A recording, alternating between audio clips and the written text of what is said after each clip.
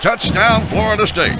Hey, Seminole fans, it's time for another edition of the Osceola Podcast. All right, well, guys, moving on to this year's game. It is the 64th meeting between the Seminoles and the Hurricanes. Miami leads the series 33-30. Both teams come into this game with identical records, 4-4. Miami's losses come to the hands of Florida, North Carolina, Virginia Tech, and Georgia Tech. Their wins have come against Bethune-Cookman, Central Michigan, Virginia, and Pitt. They are 2-3 in the ACC. It's a critical game for both programs as far as their bowl hopes. They're 4-4. Both need 2 wins to qualify for bowl eligibility. And they both have some other unique characteristics, similar characteristics. They have both struggled on the offensive line this year. Their weakness of their defense, if you can call it a weakness for Miami, has been its pass defense. That's where it ranks last, and its passing offense is what it does best. They are 36th in the nation in passing offense. Their weakest stat on defense is 47th against FBS against the pass, giving up 211 yards a game and 50 there. But opponents are only completing 55% of their passes against them. So a lot of similarities. Mark, start with you. Just kind of some of your thoughts on the Miami team that you've seen this year.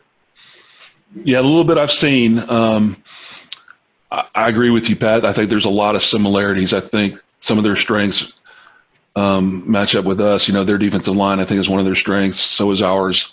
Their offensive line is a weakness. So is ours. So a lot of similarities. I think maybe the team that can manage that kind of stuff the best will have the majority of the success. They've had some success though. I mean, they did beat Virginia and we didn't. They beat Pitt and those are 2 quality teams for sure. Yeah, those were 2 really quirky wins. Virginia did scored 9 points against Miami despite having the ball inside Miami's 26-yard line 5 times.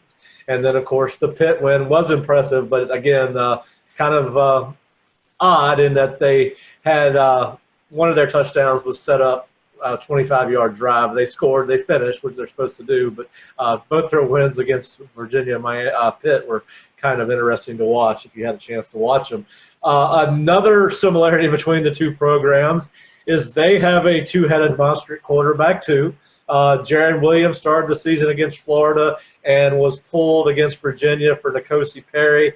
Jaron Williams is completing 69% of his passes with 8 touchdowns and 3 interceptions. Perry is completing 56% of his passes with 8 touchdowns and 2 interceptions.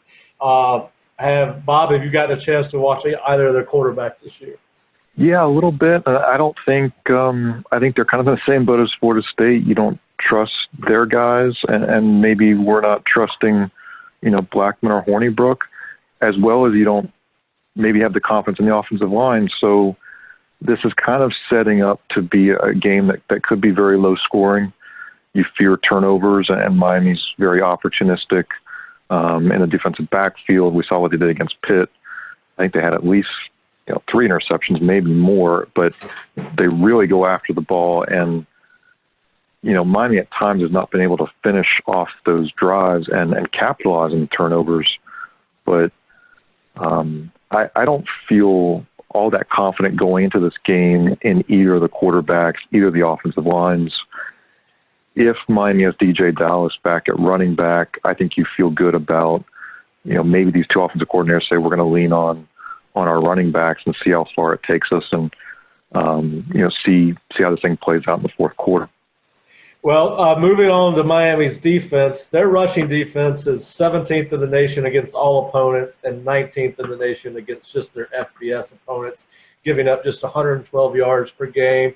Jerry, you and I discussed this a little bit last night in a phone conversation about how FSU is going to attack Miami's defense. And, I'm kind of as much as I like the Cam Akers show last week, I think FSU's got to be able to throw the ball against Miami to have a chance at winning at home. What do you think about what FSU has to do offensively? Yeah, that's the big question. Is Miami's defense is really good, And I think you have to be balanced. I think, if you get in 3rd and long against them and they put their ears back, it might be a tough night. So first down is going to be important, and not that it's not always important, but I think particularly important here. And I think managing the game. Miami's offense isn't very good, and we just don't want to give them short fields. So I think those are the key things there to me. How you accomplish that, I'm not that smart. But that's my feeling is your first down play calls are going to really matter. Now, Mark, UM is 29th in scoring defense. They're 19th in rushing defense and 47th in pass defense with a 23rd ranking in total defense against FBS opponents. How would you go about attacking Miami on Saturday? Well, we harped, and a lot of this to Jerry's point, we harped early in the year about playing complementary football. Their offense is not very good. We think we match up pretty good on that side of the ball, and I think we do. So for us on offense to attack their defense,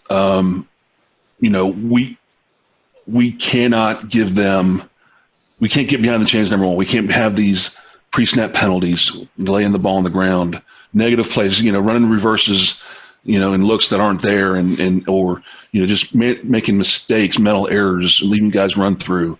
If we eliminate the mistakes, and it always comes – all football games come down to blocking and tackling, but, eliminating the missed assignments, eliminating the turnovers, eliminating the penalties, we minimize those parts of it. And, punt's not a bad play. Don't get, put our defense in bad spots by laying the ball on the ground. And we'll find a way. We got a great football player in our backfield. We got something they don't, and that's a difference maker on offense.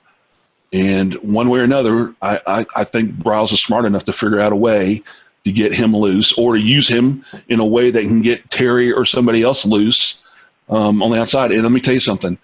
McKitty's a weapon, man. That screen he ran was athletic. It looked good. It looked like O.J. Howard, the way he accelerated, ran through a tackle and stiff-armed the guy. I mean, utilize that guy some, in that way you can get the ball out of your hand really quick. So any way we can do those kinds of things, I think it gives us a chance as long as we don't kill ourselves. And that's, of course, this would be a huge step for us if we could actually do those things. Play a clean game, I guess is what I'm saying.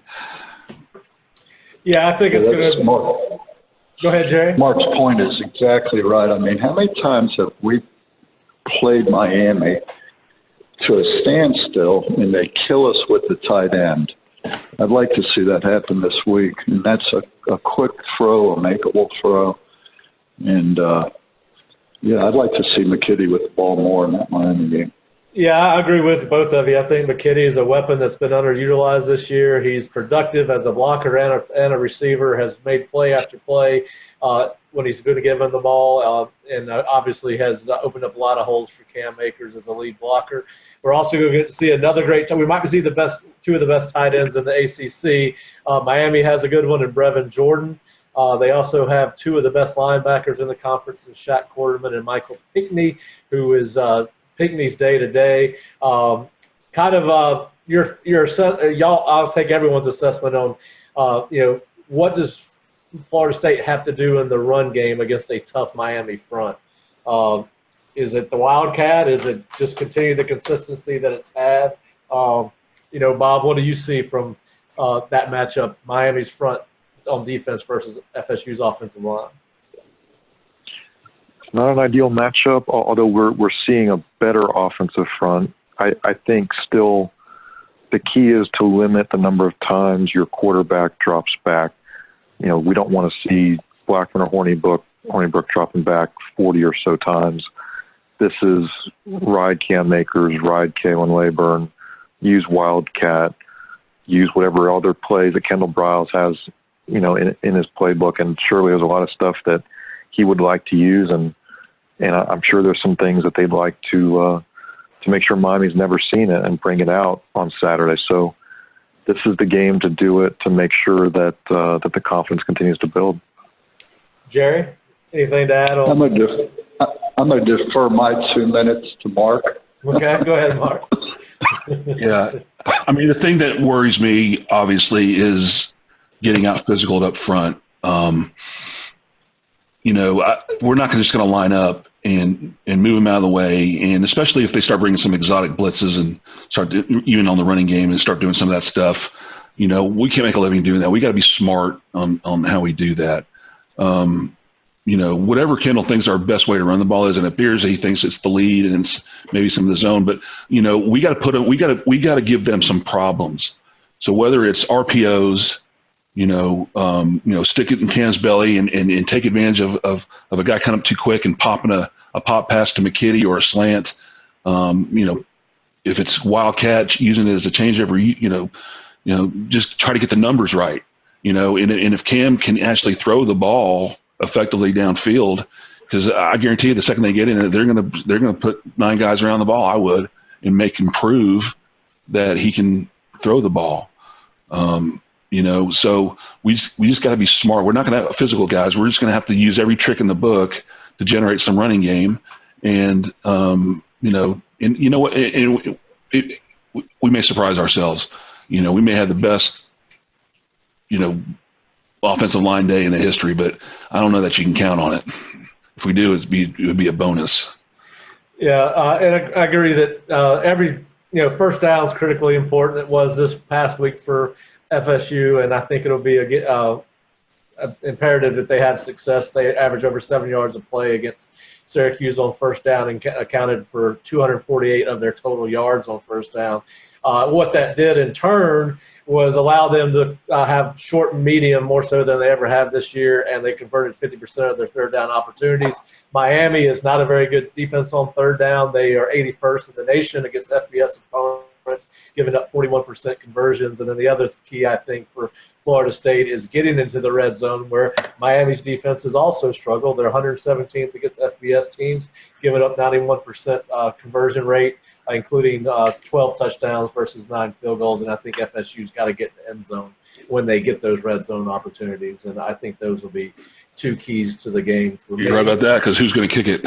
Well, I vote for Cam. We hope you've enjoyed the first segment of this podcast. To hear the entire episode, as well as past and future podcasts and daily coverage of Seminole sports, please subscribe to the Osceola at theosceola.com. Sign up today and enjoy a free 1-week trial subscription. Try us. You can rely on us.